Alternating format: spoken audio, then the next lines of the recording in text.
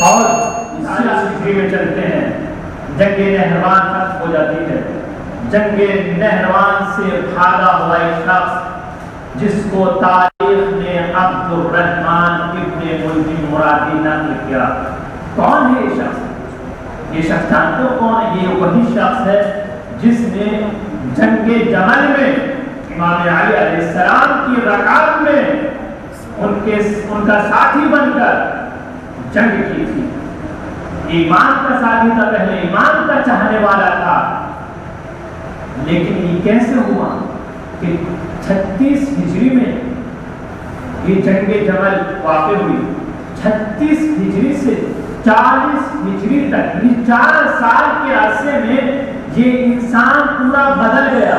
کہاں امام علی علیہ السلام کے موافق تھا، ان کے ساتھ کھڑا تھا، ان کے ساتھ جنگ کر رہا تھا، اور 40 ہجری میں امام علی کی مخالفت پر آ گیا، امام کے سامنے آ گیا۔ یہ جنگ نہروان میں بھاگا ہوا شخص تھا جو امام علی کے سامنے آیا تھا مقابلے پر۔ یہ جیسے ہی کوفہ پہنچا، کوفے میں پہنچنے کے بعد اپنے ساتھیوں سے ملا۔ ساتھیوں سے ملنے کے بعد اس نے بیان ہار چکے ہیں، اس میں ہمارے ساتھی مارے گئے۔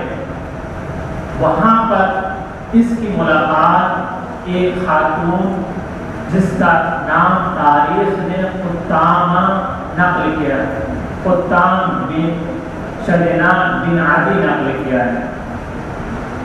یہ اس زمانے کی سب سے خوبصورت حسین و جمیل عورت تھی۔ جب اس نے دیکھا، دیکھنے کے بعد اپنا پیغام پہنچایا شادی کا۔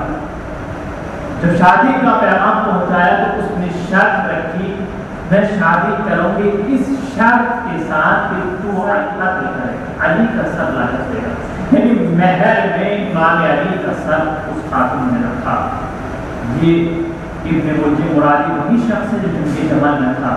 جب امام علی نے اس کو دیکھا تو کہا کہ تمہارا نام ابن ملجم مرادی ہے۔ امام نے کہا انا للہ و انا الیہ راجعون۔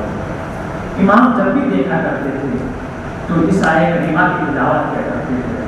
ایک مرتبہ جب امام نے اس آیت کریمہ کی تلاوت کی تو اس نے معلوم کیا کہ مولا آپ جب بھی مجھے دیکھتے ہو تو اس آیت کریمہ کو کیوں پڑھتے ہو؟ اس سے آپ کی مراد کیا ہے؟ کہا ابن ملجم تو نہیں جانتا، تو میرا قاتل ہے۔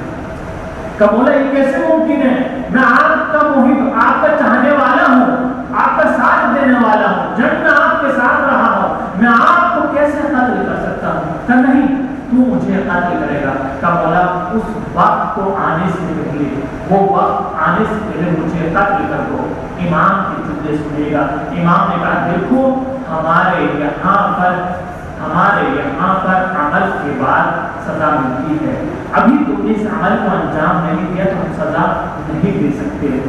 یہاں سے یہ روایت میں بیان کیا گیا کہ یہ وہی شخص ابن ملجم مرادی ہے۔ یہ کوفے میں پہنچنے کے بعد اپنے دوستوں سے ملاقات کی، وہاں پر مہریے میں یہ طے ہوا کہ امام علی کا سر لا کر دے۔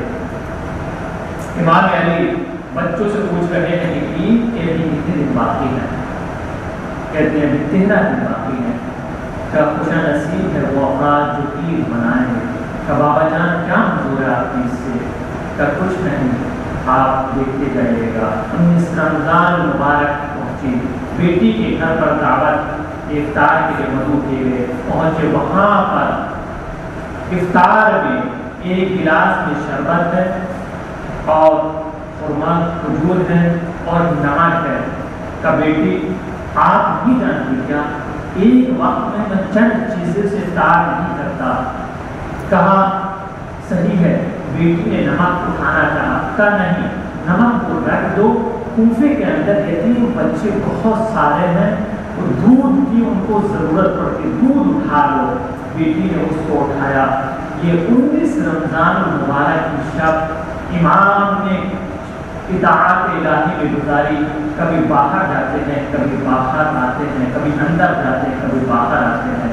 جناب زینب سلام اللہ علیہ نے سوال کیا، بابا جان کیا مسئلہ ہے؟ کبھی آپ باہر جاتے ہیں، کبھی آسمان کی طرف دیکھتے ہیں۔ کہ بیٹی آج وہ وقت آ گیا ہے جس کا مجھے انتظار تھا، مجھے آسمان میں وہ ستارہ نظر آ رہا ہے جو مجھے رسول اکرم کے پاس بلا رہا ہے. صبح نمودار ہوتی ہے، صبح نمودار ہوتی ہے، اذان فجر کا وقت ہوتا ہے. امام گھر سے باہر چلے تو دیکھا، چلنا چاہتے تھے کہ دروازے میں مرغابیاں تھیں، بطخیں تھی، چاروں طرف سے امام کو گھیر دیا. کہ بابا جان یہ منظر کیا ہے کہ بطخیں آپ کو کیوں گھیرے ہوئے ہیں؟ کہ بیٹی آپ ہی جانور اپنی زبانی بے زبانی میں نوحہ کر رہی ہیں، کہہ رہی ہیں اے مولا، اے امام آپ مسجد نہ جائیے، کیونکہ ہم جانتے ہیں اگر آپ آج مسجد چلے گئے تو جیسے جا رہے ہیں ویسے آگے. امام یہاں سے مسجد جیسے پہنچے، دیکھا ابن ملجم مرادی وہاں پر مسجد میں سویا ہوا ہے. وہ اپنے خواب و خیال میں تھا کہ امام آئیں گے، امام علی آئیں گے تو میں ان کو قتل کروں گا، پھر اس کے بعد شادی کروں گا. امام نے اس کو اٹھایا، ابن ملجم اٹھو، نماز کا وقت ہو گیا ہے. اس کو اٹھایا، امام گلدستے اذان کر گئے. اللہ اکبر، تاریخ کی آخری اذان گلدستے مسجد سے بلند ہوئی.